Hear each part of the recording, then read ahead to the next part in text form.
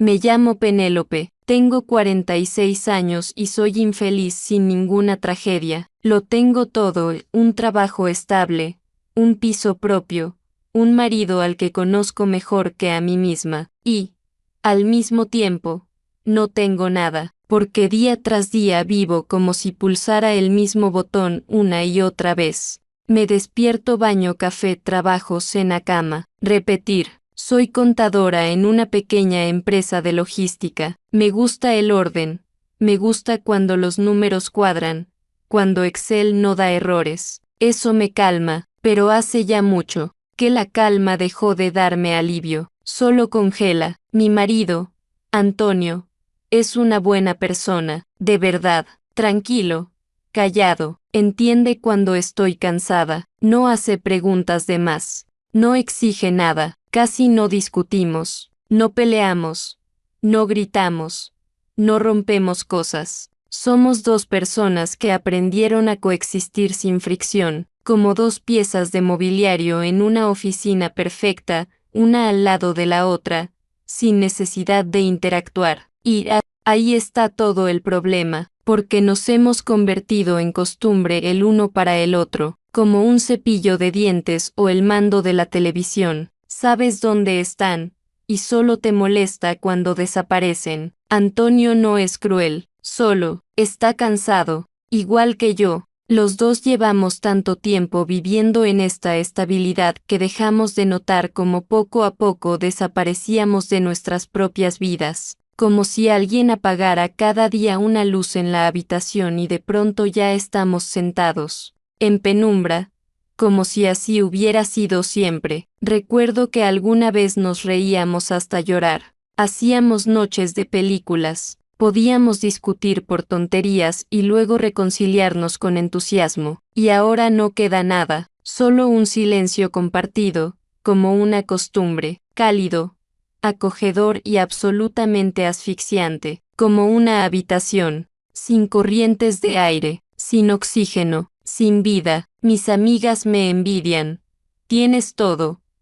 ¿Qué más quieres? Pero no sé cómo explicar esta tristeza extraña, sin nombre. No se parece a la depresión, no provoca lágrimas. Solo, en lo más profundo, sé que ya no estoy viva, funciono, cumplo, me sostengo, pero no vivo. No quiero dramas, no quiero infidelidades, no busco algo mejor. Solo un día comprendí, ya no espero nada, y eso es lo más aterrador, porque una persona que no espera nada ya está un poco muerta. Fui a Lérida porque Mari, una antigua compañera de contabilidad, fue hospitalizada con una neumonía, y aunque ya no trabajábamos juntas desde hacía tiempo, sentí que debía visitarla más por respeto que por verdadero deseo. La estación estaba llena de ruido.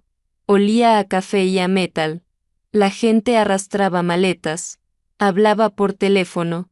Nadie escuchaba a nadie. Todo como siempre. Estaba parada junto a una máquina expendedora, intentando entender si solo aceptaba billetes, cuando escuché una voz a mis espaldas tranquila, algo vacilante, pero clara.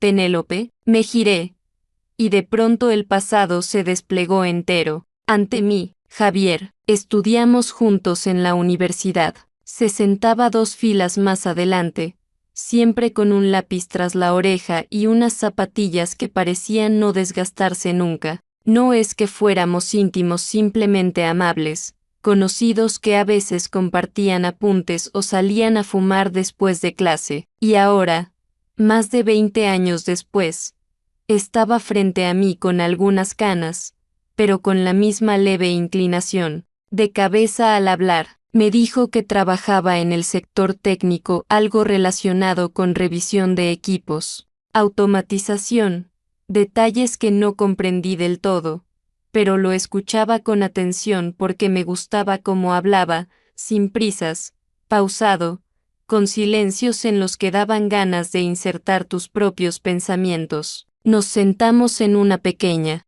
cafetería cerca de la estación. Era acogedora. La luz entraba por los ventanales grandes, y el café, aunque no era memorable, calentaba las manos. Hablamos sin prisa sobre la vida, las ciudades en las que habíamos acabado, sobre cómo todo se convierte en costumbre sin que uno se dé cuenta. Le conté que vivía en Barcelona, que trabajaba como contadora, que tenía un marido con él, que todo era estable. Él solo asintió, como alguien que ya ha escuchado eso antes y no va a hacer preguntas innecesarias. Nos reímos, pero sin ligereza. No hubo coqueteo, ni siquiera una insinuación de cercanía especial. Solo dos adultos que, por casualidad, recibieron una hora para recordar un poco quiénes eran antes de convertirse en lo que son. Pero hubo algo que me inquietó, no quería que esa conversación terminara, no porque él fuera especial, sino porque,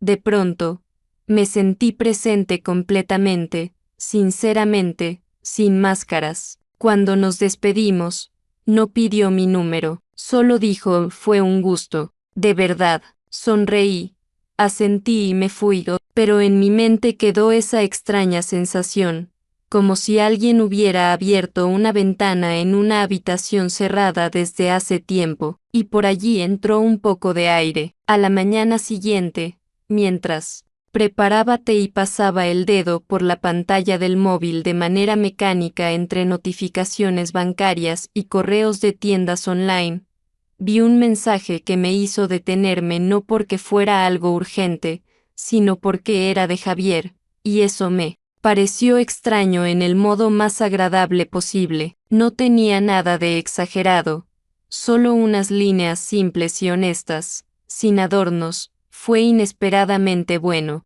Si alguna vez hay otra oportunidad, encantado. Sostuve el teléfono en las manos durante mucho tiempo, sin pulsar nada, sin responder, solo mirando esas palabras que, para cualquiera más, podrían pasar desapercibidas, pero para mí parecían contener algo más, algo casi olvidado que respiraba entre líneas. No respondí de inmediato, no porque no quisiera, sino porque tenía miedo de decir algo que rompiera esa inesperada ligereza que había nacido entre nosotros, como si ambos hubiéramos entendido algo importante sin decirlo en voz alta. Cuando, al fin le contesté, también fueron frases sencillas, un agradecimiento por el encuentro, una mención al buen café y una petición de que me enviara una foto del lugar, si había hecho alguna, porque no recordaba cómo se llamaba la cafetería. Su respuesta llegó rápido, y así comenzó algo nuevo al principio, correos cada pocos días, luego a diario, y más tarde pasamos a los mensajes, más cortos, pero no menos profundos. No nos escribíamos tonterías ni fórmulas vacías, no usábamos emojis ni los típicos ¿cómo estás?, sino que nuestras conversaciones estaban llenas de silencios entre palabras que no exigían nada, pero daban mucho. Hablábamos del cansancio, del distanciamiento en las relaciones largas, de lo fácil que es perderse cuando vives para la comodidad de otros y no para ti mismo. Le contaba sobre las noches en las que me sentaba en la cocina con una copa de vino sin saber para qué necesitaba otro día más, y él no intentaba consolarme, simplemente estaba allí, en palabras, y respondía con sinceridad, como alguien que no necesita fingir que todo pasará. Un día me descubrí esperando sus mensajes más que cualquier otro sonido del día me despertaba y, antes de ir a la ducha, miraba si había escrito algo, y si no, inventaba razones para justificar ese silencio, para no asustarme de mi propia dependencia. No era amor, todavía no, y lo sabía bien, pero era como un respiro profundo después de muchos años sin aire, y no sabía a dónde me llevaba, pero sentía que ya no estaba en el mismo lugar en el que había estado antes. Antonio nunca fue de esos hombres que revisan teléfonos o preguntan con quién hablas en el baño cuando la puerta está cerrada, y siempre valoré en él precisamente esa ausencia de control, esa confianza que al principio parecía un signo de profundo respeto, y que con el tiempo se transformó en una aceptación silenciosa de la indiferencia. Era atento en los detalles que no exigían emociones, siempre recordaba dónde dejé las llaves o cuando se acababa la sal, pero nunca preguntaba qué sentía o qué me hacía falta, y eso me parecía cómodo. Hasta que empecé a recibir cartas de otro hombre, no me escondía de forma intencionada, no construía esquemas complejos ni coartadas, simplemente no contaba nada porque no lo consideraba peligroso, aunque en el fondo sabía que si ya estaba ocultando algo tan pequeño, entonces ya no era tan pequeño. Antonio no cambió de golpe, no se volvió agresivo ni ansioso, no alzó la voz, no exigió explicaciones, solo empezó a mirarme más tiempo de lo habitual, como si intentara captar algo en mis ojos, y cuando lo noté, sentí un poco de vergüenza, pero no lo suficiente como para detenerme. Una noche, mientras lavaba los platos y aún pensaba en el mensaje que Javier me había enviado esa tarde,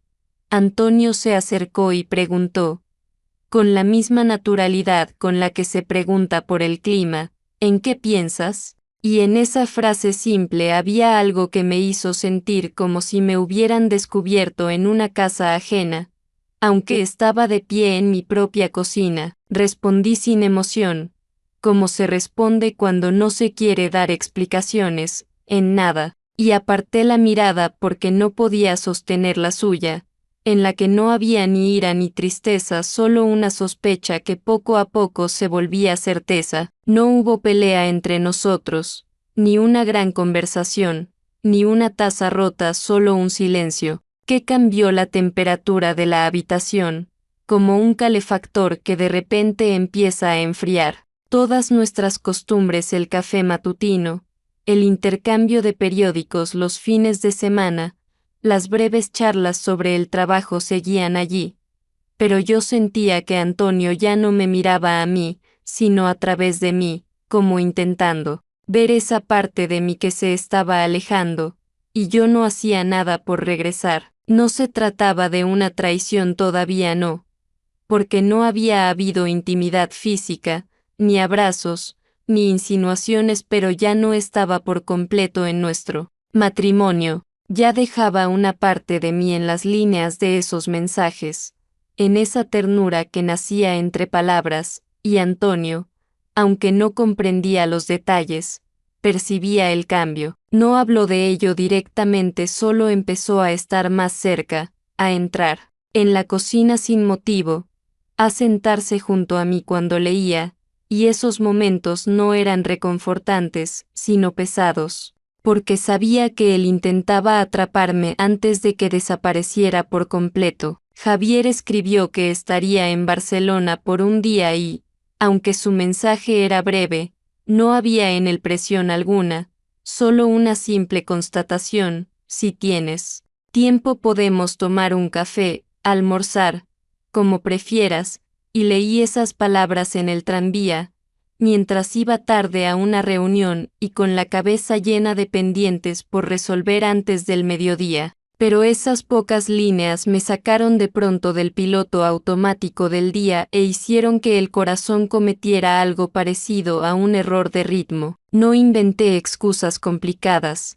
Simplemente le dije a Antonio que Mari estaba mal y que le había prometido almorzar con ella, así que volvería un poco más tarde. Él asintió sin hacer una sola pregunta, sin cambiar el tono, sin detenerme con la mirada, y fue precisamente esa indiferencia tranquila, sin reproches, lo que hizo que mi decisión se sintiera aún más real, como si me hubiera dado un permiso silencioso para hacer lo que ya había decidido antes de siquiera pensarlo del todo. Nos encontramos en un pequeño restaurante cerca de un parque, acogedor y algo anticuado, con esas sillas de madera que crujen cuando te sientas y copas que parecen de otra época, un lugar donde no esperas sorpresas, pero donde puedes mirar a alguien a los ojos sin tener prisa por hablar si aún no tienes palabras. Javier era el mismo que recordaba de la universidad y de aquel primer reencuentro,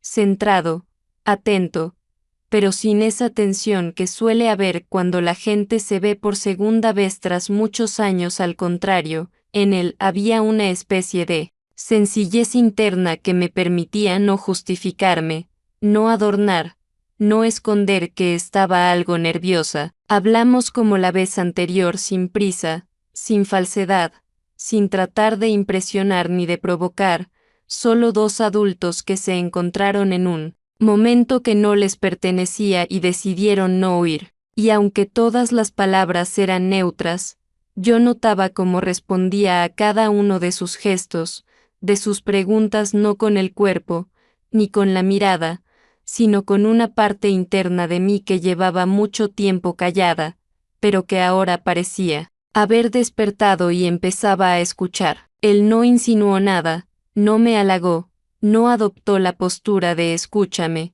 que yo también lo he pasado mal. Al contrario, simplemente escuchaba, con un interés sincero, y cuando hacía preguntas, eran precisas pero no invasivas, como si no quisiera descubrirme, sino solo estar presente en lo que yo ya llevaba dentro. Le conté más de lo que había planeado, no sobre él, por supuesto, sino sobre mí, sobre el cansancio, sobre esa extraña mezcla de rutina y silencio en la que Antonio y yo vivíamos, y él no me dio consejos, no ofreció soluciones, solo dijo, te escucho, y fue eso lo único que me había faltado durante los últimos años. Cuando salimos del restaurante y nos detuvimos en la entrada, quise decir algo al despedirme, alguna frase cotidiana como gracias por el almuerzo o mándame el artículo del que hablaste, pero él fue el primero en tocarme la mano,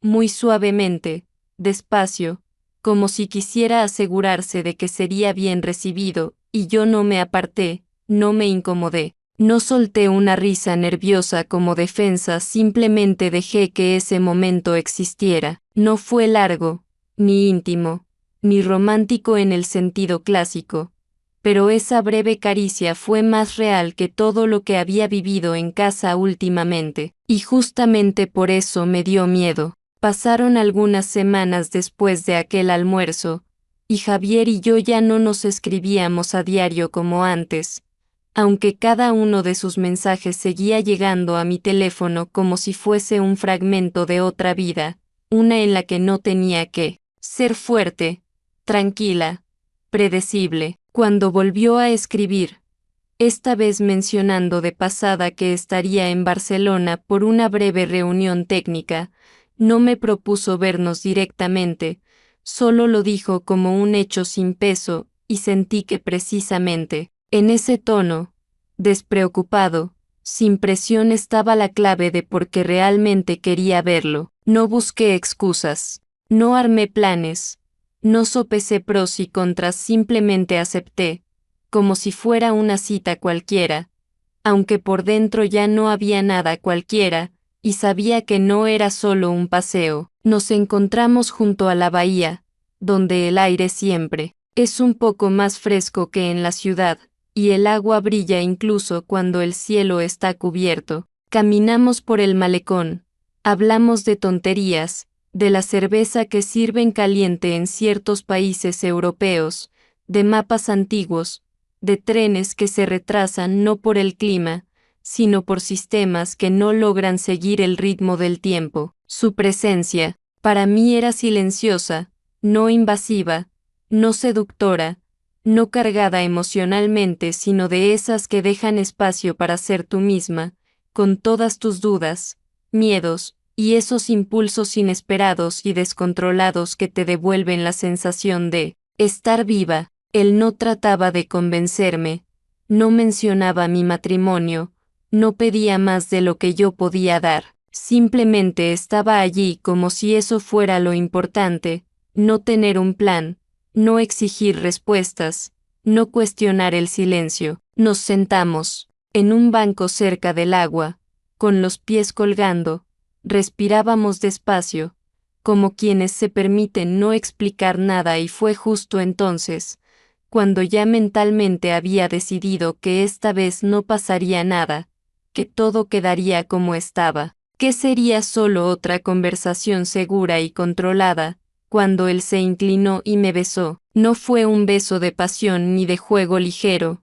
no había prisa ni tensión. No era un cuerpo intentando poseer a otro, solo labios tocando los míos con lentitud, con una pausa, como si preguntara si aún estaba ahí, si no tenía miedo, si no me había perdido bajo el peso de mi propia costumbre de callar. No respondí, con un gesto, no lo abracé, no tomé su mano, no hice nada que pudiera llamarse reacción, pero tampoco me aparté, no lo rechacé, no dije una sola palabra, y en esa presencia pasiva, en mi decisión de no huir estuvo mi mayor acto en años. En ese beso no hubo teatro, no hubo promesas ni planes, solo una honestidad instantánea, de esas que rara vez uno se permite cuando ha construido su vida entera en torno a lo que debe ser correcto. Cuando se separó, no nos miramos largo rato a los ojos,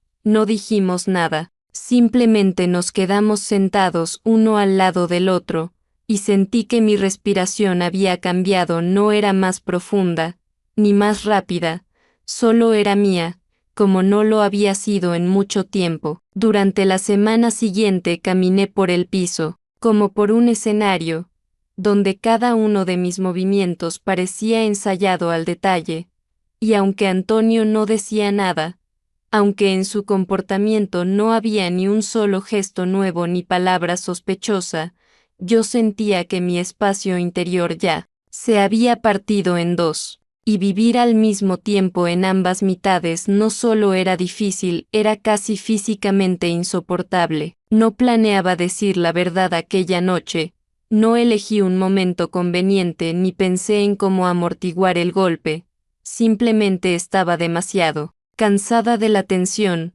que no me dejaba ni beber té tranquila ni cenar en silencio. Antonio estaba en la sala, como siempre, con el periódico que más hojeaba que leía, y la luz de la lámpara caía sobre su hombro de un modo que me recordó, como antes me gustaba esa luz, porque hacía que su rostro se viera más suave, más amable, incluso en los momentos en que podía estar en silencio durante horas. Entré, me senté frente a él y guardé silencio tanto tiempo, que fue él quien dejó el periódico y me miró sin sorpresa, como si ya supiera que algo estaba por decirse, y entonces dije, he estado viéndome con otro, y mis palabras sonaron, cotidianas, sin dramatismo, sin lágrimas, como un hecho que ya no se podía esquivar. No respondió de inmediato, no reaccionó como yo temía, no alzó la voz, no se levantó, no preguntó, ¿quién es? ¿O por qué? Solo fijó la vista en algún punto del suelo, en silencio durante unos segundos, y luego, sin levantar la mirada, preguntó en voz baja, ¿te acostaste con él? Y noté que su voz no temblaba, no suplicaba, no se defendía, solo quería saber si habíamos cruzado esa línea que él imaginaba como la última. Respondí, no, pero hubo un beso, y no solo eso, y aunque esas palabras podían parecer una excusa, yo no les puse nada más que el cansancio acumulado de tantos días mintiendo, callando, inventando encuentros que no existían. Antonio bajó aún más la mirada, apretó los dedos contra las rodillas, como si intentara sostenerse, aunque ya no había nada que sostener, porque no le rompí el corazón, solo confirmé lo que él ya venía sintiendo en el silencio entre nosotros. Finalmente, dijo, ¿sabes qué es lo peor? Y hizo una pausa tan larga que pensé que no iba a terminar la frase, pero la completó, que no me sorprende, ni siquiera estoy enojado, y esas palabras no eran un perdón ni una muestra de indiferencia, sonaban como algo ya vivido, como cuando encuentras un viejo boleto en el bolsillo del abrigo y recuerdas una noche que ya no significa nada. Se levantó sin mirarme, fue al perchero, tomó su chaqueta, se la puso con la misma calma de siempre, la que tenía cada vez que Salía a caminar por las noches, y ya con la mano en el picaporte dijo, me voy, no sé por cuánto, pero no quiero oír explicaciones, y se fue, sin cerrar la puerta de golpe, sin dejar tras de sí ni rabia ni reproche, solo un vacío que no gritaba, sino que simplemente se sentó a mi lado en el sofá. No lloré, no lo llamé, no intenté retirar las palabras que habían esperado demasiado tiempo para ser dichas, simplemente me quedé allí, en la misma posición, en esa misma sala que de pronto se volvió demasiado grande, demasiado silenciosa, demasiado mía. Cuando Javier escribió que iba a pasar unos días en Cádiz y me propuso acompañarlo sin expectativas, sin compromisos, solo para descansar del ruido y la presión, no respondí de inmediato, porque sentía que mi vida estaba demasiado enredada como para irme a cualquier parte, pero luego entendí que precisamente eso era la razón por la que debía hacerlo, quedarme en el piso, donde el silencio, la silla vacía y la almohada aún tibia del lado de Antonio me pesaban. Era una fuga mucho peor que cualquier tren rumbo al sur. No me fui como en las películas, ni en pánico ni a las apuradas, simplemente hice la maleta con calma. Metí libros que llevaba tiempo posponiendo, un suéter ligero, incluso protector solar, como si quisiera que mi cuerpo, que hacía tiempo no sentía nada, al menos recordara que aún estaba vivo. No le escribí a Antonio, no le dije a dónde iba, no dejé notas, porque entre nosotros ya no quedaba nada que necesitara explicaciones. Todo lo que debíamos decirnos lo habíamos dejado pasar cuando aún podíamos escucharnos. Cuando llegué, Javier me recibió en la estación sin flores, sin ningún gesto romántico, con esa sonrisa serena que no pedía, no prometía, no exigía, solo dijo, me alegra que hayas venido, y fue suficiente, porque en su voz no había ansiedad ni urgencia, solo respeto por mi decisión de estar allí, aunque fuera solo unos días. Nos alojamos en un pequeño apartamento cerca del mar, donde las contraventanas crujían y por la noche se oía el oleaje, y cada mañana empezaba con él haciendo café, sin preguntarme cómo dormí ni qué había soñado. Simplemente dejaba la taza sobre la mesa y se sentaba cerca, sin llenar el silencio con palabras. No intentaba entretenerme, no me llevaba de paseo por sitios turísticos, no planeaba rutas, solo estaba presente, como el viento que traía el aire salado del mar, y esa simplicidad me resultaba nueva, casi extraña, porque estaba acostumbrada a relaciones donde siempre hay algo que resolver, demostrar, justificar o salvar. Con él no había nada que salvar, porque él no rompía nada, simplemente me ofrecía espacio para ser yo, callada, confundida, cansada, sin tener que ser interesante ni fuerte. Esos días caminaba descalza por la terraza, leía en la cama, comía cosas simples, quesos, pan, fruta. A veces hablábamos, a veces no, a veces rozaba mi mano, sin intención, solo como el contacto con algo vivo, y fue entonces cuando entendí que no era amor, ni pasión, ni algo que fuera a cambiar mi vida, era aire, el que me había faltado tanto tiempo. Fue una pausa, no una huida, y aunque no buscaba respuestas, encontré la más importante. No quiero volver a ser esa mujer que lo aguanta todo solo porque una vez hizo una promesa. No sabía qué sería de nosotros después, si habría un nosotros en absoluto, pero no quería analizarlo. Por primera vez en muchos años no necesitaba saberlo todo de antemano, me bastaba con no sentirme muerta, y esa sencillez, el café, la conversación, la presencia se volvió más valiosa que cualquier plan que antes consideraba esencial para vivir. Cuando regresé al piso, había un silencio de esos que solo existen cuando alguien se ha ido definitivamente, sin dejar ni cosas ni notas, solo una ausencia que llenaba el espacio con más fuerza que cualquier presencia humana, y supe de inmediato que Antonio se había marchado. La llave sobre la repisa ya no estaba, y en el estante del baño había vuelto a aparecer un hueco donde antes estaban sus cosas: la loción para después de afeitar con olor a limón,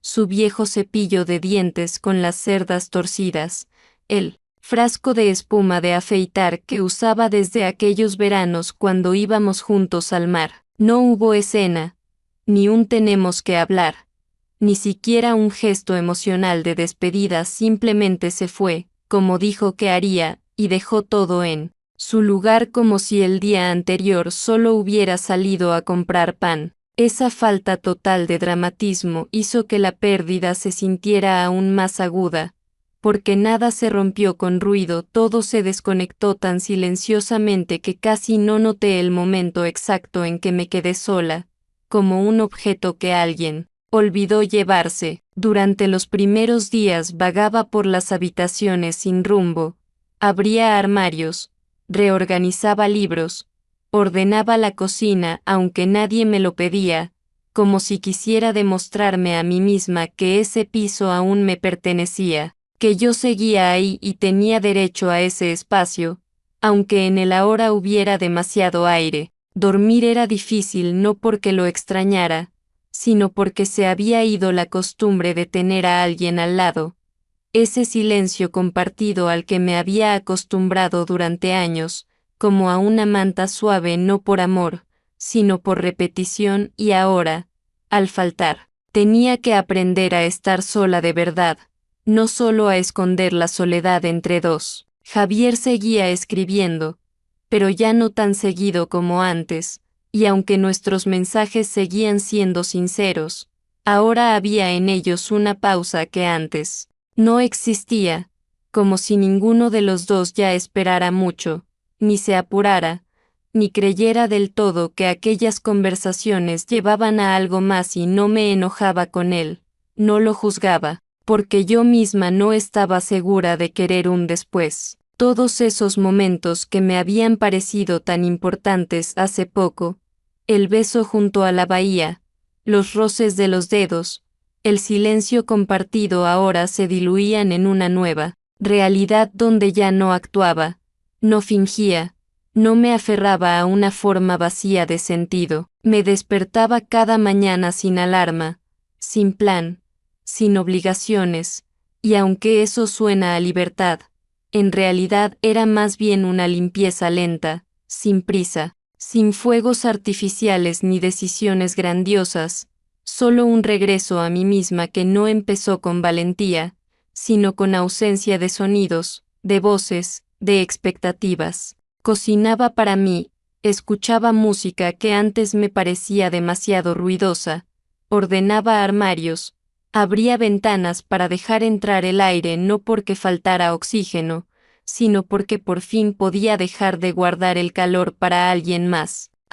Veces venían pensamientos de que me había equivocado, que podría haber intentado salvar el matrimonio, pero duraban poco, porque entendía que volver a lo mismo, donde yo ya no estaba, era volver a perderme. Así que simplemente vivía, no buscaba amor, no pedía confirmaciones, no esperaba a Javier, aunque sus breves «Hola, ¿cómo estás?», dejaban una huella, y eso era suficiente, porque ahora tenía lo más importante, a mí misma, sin mentiras, sin matices, sin esfuerzo por gustarle a todos menos a mí. Habían pasado algunas semanas desde que volví al piso vacío, y la vida empezaba a tomar una nueva forma, no como la que conocía, pero lo bastante estable como para no desmoronarse cada día bajo el peso de la soledad.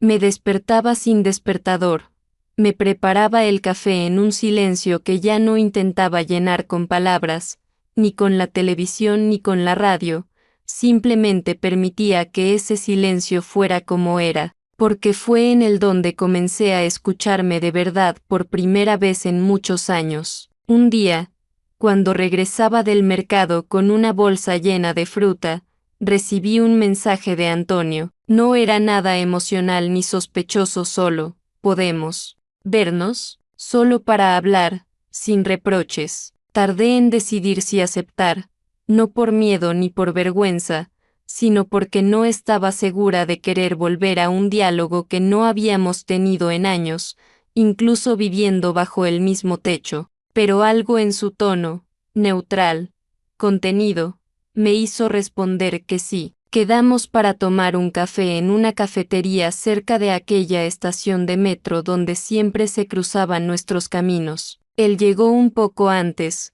como siempre, y me esperaba, con la misma expresión de siempre, pero con menos cansancio del que había imaginado, aunque tampoco más esperanza. Nos sentamos en una mesa junto a la ventana, pedimos café él, como siempre, con leche y sin azúcar. Yo, negro y fuerte, y esa rutina familiar alivió un poco la tensión que flotaba entre nosotros desde antes de que abriéramos la boca. No empezó a hablar enseguida, como si necesitara reunir palabras, y cuando por fin lo hizo, dijo lo primero que no esperaba: no quiero que vuelvas. Y hizo una pausa que no era dramática, sino honesta, porque realmente no tenía nada que exigirme después de todo. Pero quiero entender, añadió, en qué momento nos perdimos. Sus palabras no dolían, no acusaban, sonaban como algo que alguien ha llevado dentro mucho tiempo y al fin se atreve a decir,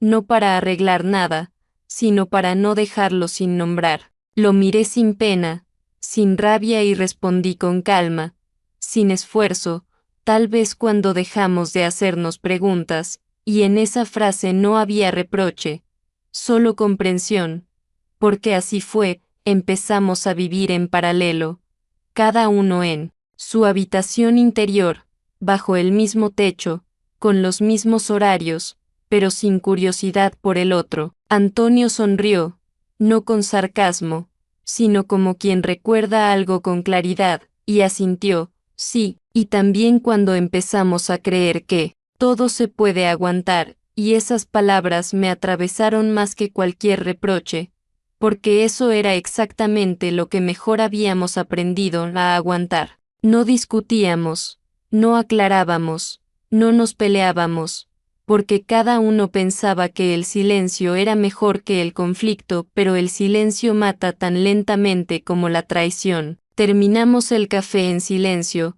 y en esa pausa ya no había incomodidad. Era una extensión de la conversación, no su interrupción. Al levantarnos, él no dijo nos vemos ni te llamaré.